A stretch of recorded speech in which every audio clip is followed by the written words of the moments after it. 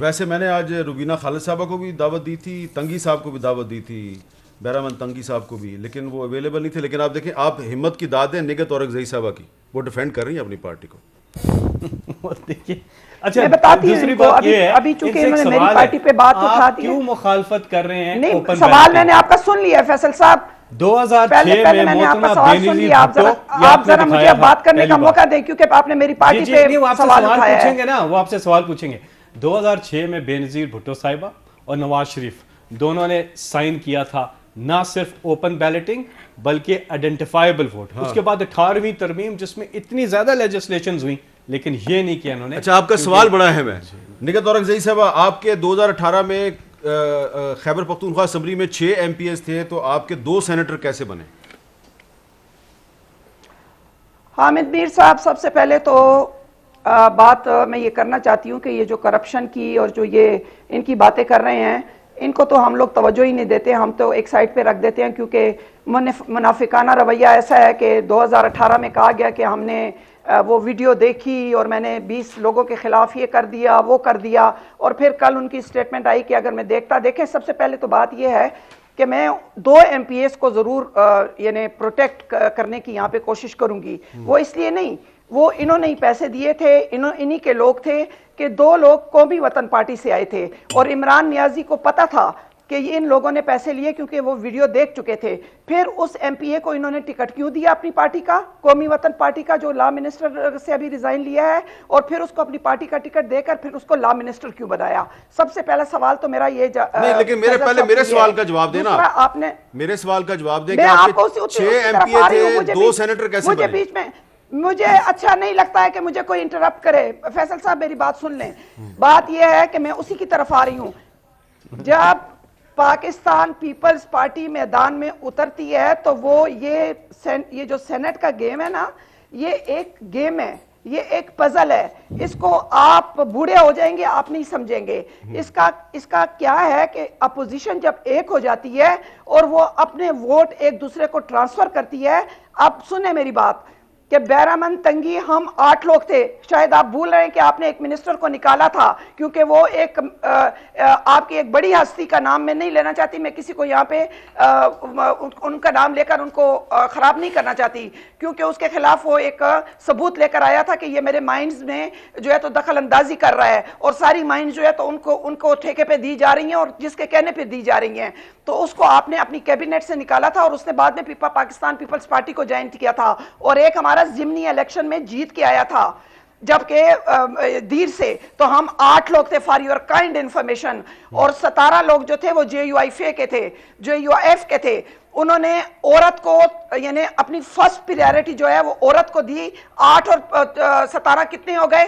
اس کے علاوہ نون کے جو تھے 8 لوگ تھے، انہوں نے فرسٹ پریارٹی کیونکہ انہوں نے عورت نہیں کھڑی کی ہوئی تھی. اسی طرح ہم نے ان کے ٹیکنوکریٹ کو ہم لوگوں نے ٹیکنوکریٹ کو JUIF کو سپورٹ کیا، اور سیکنڈ پریارٹی ہم نے جرنل میں پھر مسلم لیگ نون کو دی.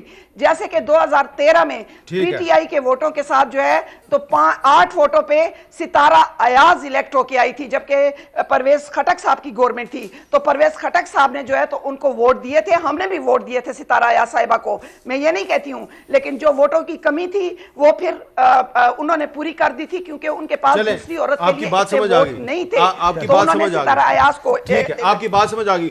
جی مصدق ملک صاحب، اب یہ بتائیے کہ یہ جو شو آف ہینڈز کا معاملہ ہے، کیا آپ نہیں سمجھتے کہ اخلاقی طور پہ اس وقت جو تحریک انصاف کا موقف ہے وہ درست ہے، اور اپوزیشن جو ہے وہ اس وقت دراصل ہارس ٹریڈنگ کو سپورٹ کر رہی ہے؟